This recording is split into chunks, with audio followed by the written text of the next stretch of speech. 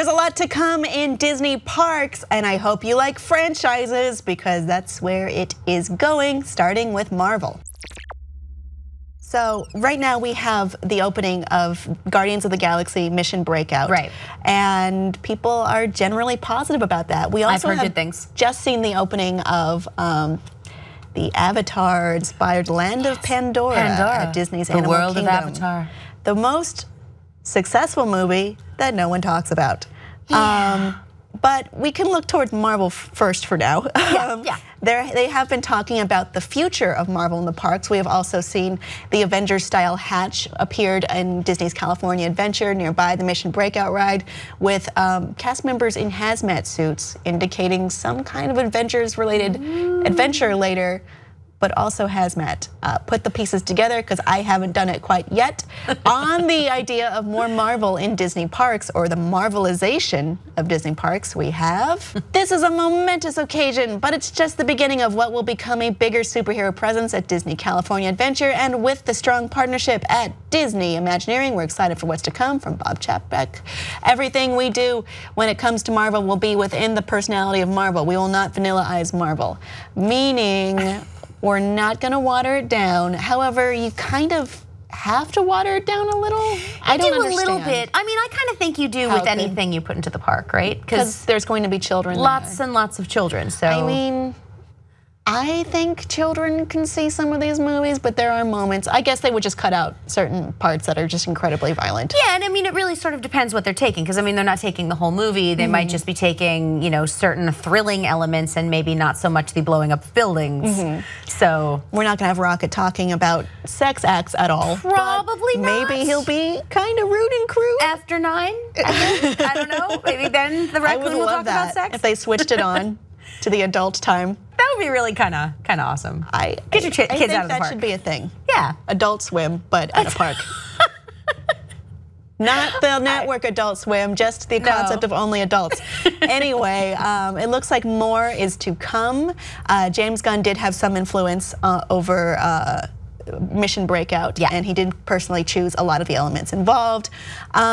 It does seem like you can intimate that there will be more Marvel attractions coming along, though I'm not sure if some things will be taken over or completely redone, or if land will just stretch out and that will be a completely new area. Yeah, and I mean, I think Marvel fits in the park. It's, you know, adventure, it's superheroes, it's not. It's lighter in tone. It's lucrative. Yeah, there's dollars to be had. But like, as a kid, I would have loved to go to a superhero theme park. Sure. Like, I would have absolutely loved that. That would have been. Well, there is Islands of Adventure. Yeah. But I like mean, this is something I would have loved. So it's something I will still go visit. So speaking of that, in Disney's California Adventure, we do have Cars Land. Well, I didn't particularly love Cars or Cars 2, and I don't have an opinion on Cars 3 yet, but probably not the most positive for me. It was a well-done land. Yeah.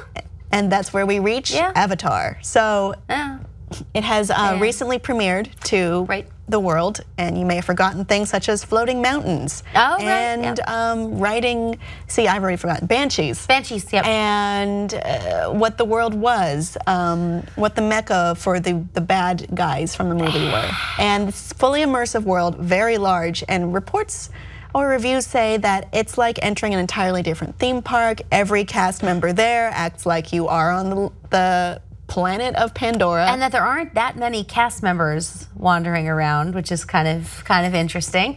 Or not Na'vi anyway. No, because that's a lot of body paint. So, and you have to be really, really tall.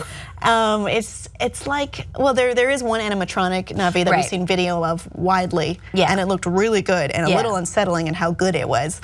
But they're following this idea that the events of the first Avatar film were a documentary and far in the past, and they've taken over this land where the human intruders had as a base before, and is now a paradise wonderland for all to enjoy. Yeah, and I mean, look, I got my very first death threat for my review of Avatar.